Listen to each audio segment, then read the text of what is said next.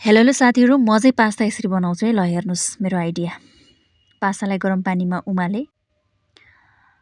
उमालिसकेपछि यो थोरै गिलो गिलो हुन्छ नि हल्का, अनि त्यसपछि यसलाई अलग प्लेटमा राखेँ। अनि यसरी प्लेटमा राखिसकेपछि यसलाई मैले अब सबै चिजहरू रेडी पारेँ।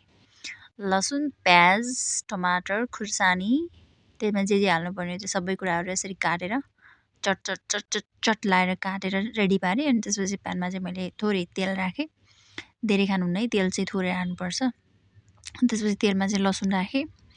अनि एकछिन लसुनलाई फ्राई हुन दिइसकेपछि यसरी लसुनलाई फ्राई हुन दिइसकेपछि अनि यो सबै चिज एकैचोटि राखेर अनि टक्क लाएर यसलाई ढाकिदिएँ। ढाकिसकेपछि यो टक्क मसला हुन्छ होइन।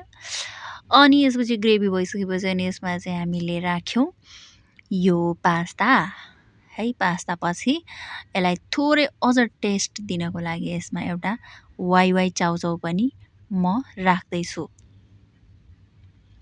र यसलाई खरोलेर एकछिन ढाकिदिइसकेपछि टक्क लाएर यसलाई मसला राखेर टक्क ढाकिदिने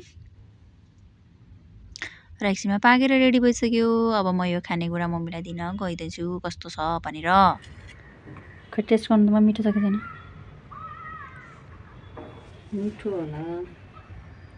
मिठो लाग्छ छ।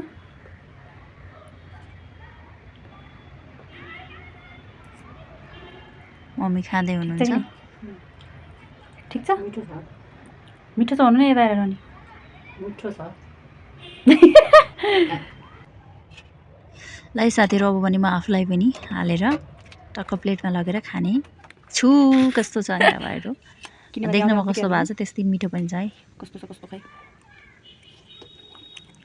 ल मैले चाहिँ यसरी पास्ता बनाएर खाएँ। तपाईँहरू पनि घरमा भोक लाग्छ भने भोक लाग्यो होला यसरी घरमा बनाएर खाने है। बाहिर पैसा